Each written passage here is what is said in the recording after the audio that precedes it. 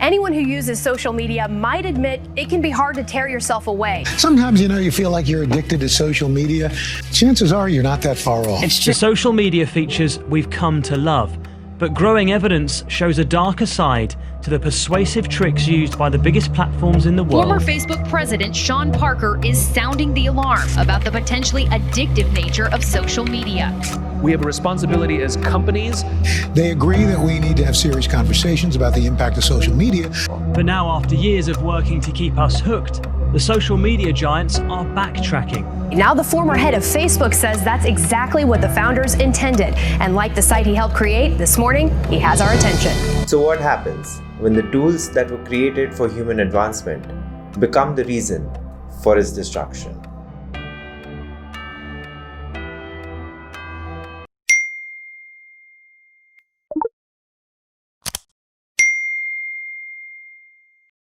We'll move over Google. There's another verb in town. College students across the country are, quote, Facebooking their classmates to connect with them or just get more information about them.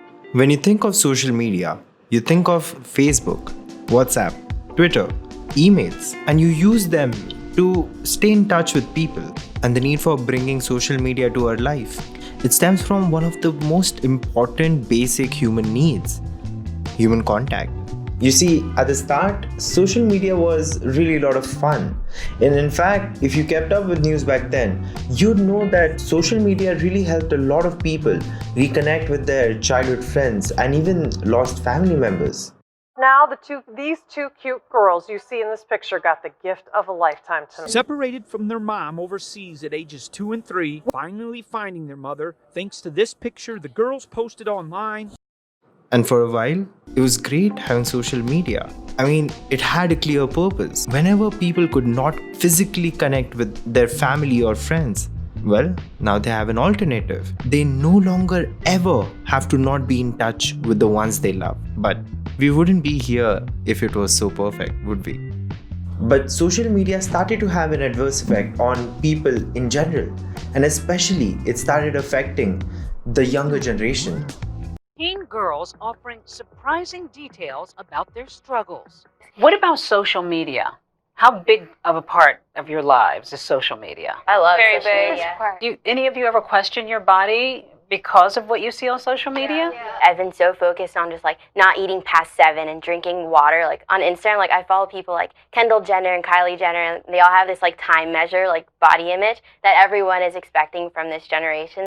And with every passing generation, the role of social media, it started to change. I mean, initially, it was merely an alternative mode of communication for whenever people could not meet face to face. But now, it has become the primary mode of communication for everyone. Social media started shaping the way we looked at the society. It started shaping the way we looked at ourselves. And we started caring more about how many followers we have online than the actual friends we have. And we fell in the trap of comparing our everyday life to those carefully crafted moments of other people's life. And it became all about the superficial aspects of life, which were meant to look pretty. And whenever things become about the superficial aspects, people are bound to get hurt. When you see pictures of people on their vacations and you're sitting at home, how do you feel? When you see people posting photos of incredible cuisines and delicious food while you're just eating dal bhat, how do you feel? You start seeing people with these incredible physique while your life may not be that perfect. How does it feel? And so it crawled deeper down the brainstem into our social validation. So that was the introduction of likes and followers. How many followers do I have? And this has created the kind of mass narcissism and mass cultural thing that's happening with young people, especially today. And this has been very characteristically the cause of social media.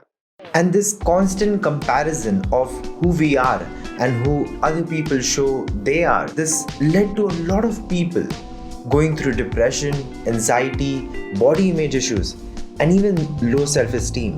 And the line between life on social media and real life, that began to blur.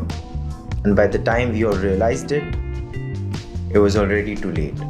So there is this one argument that has been used throughout the history for any instance of technological advancement, and that is technology is meant to be neutral. Its only purpose is to help.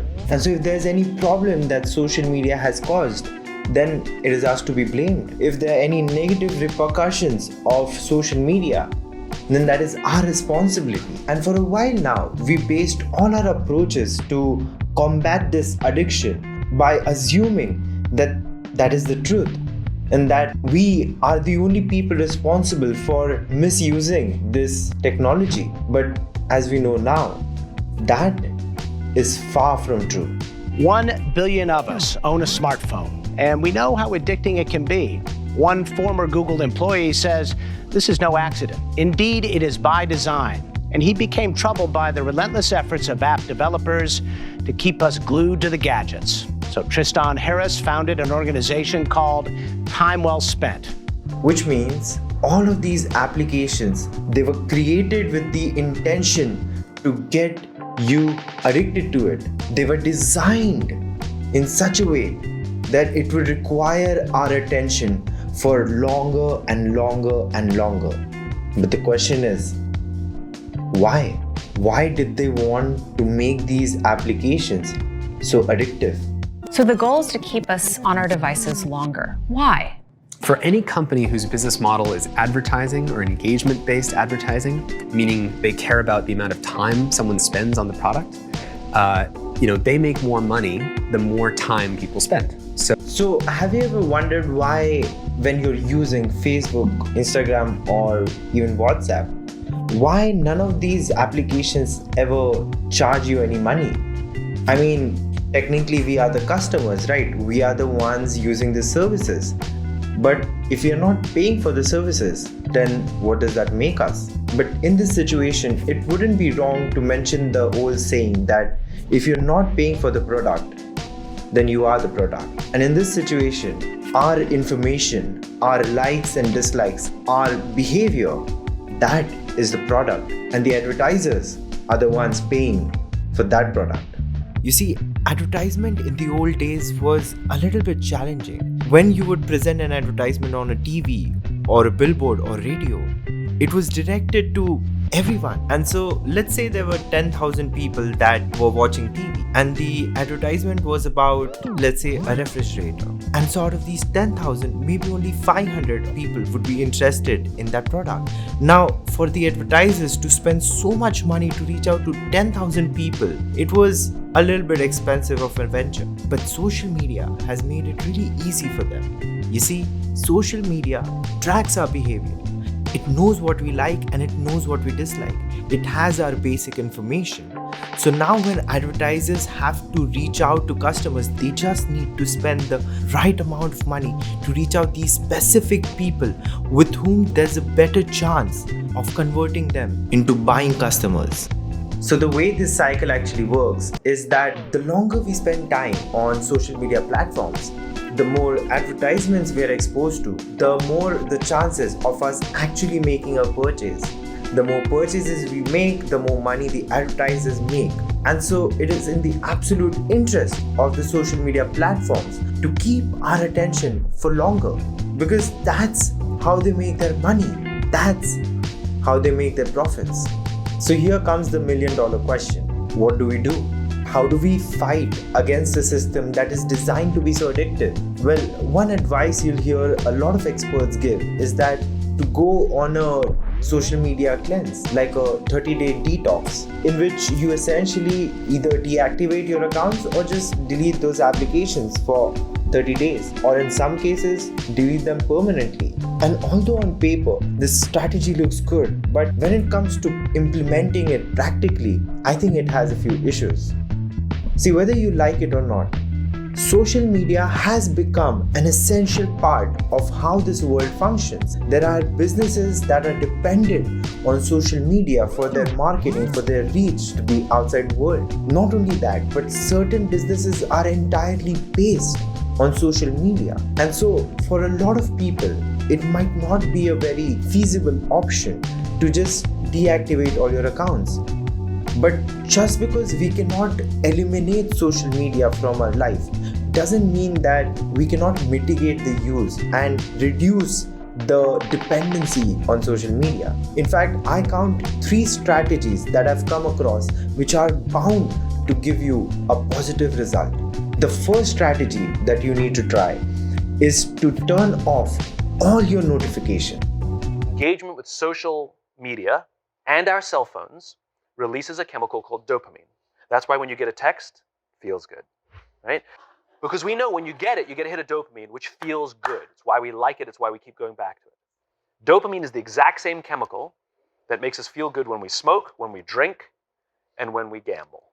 In other words, it's highly, highly addictive. Every time you hear this, it affects your brain functioning. It affects your mood, it affects your mindset, it affects your focus.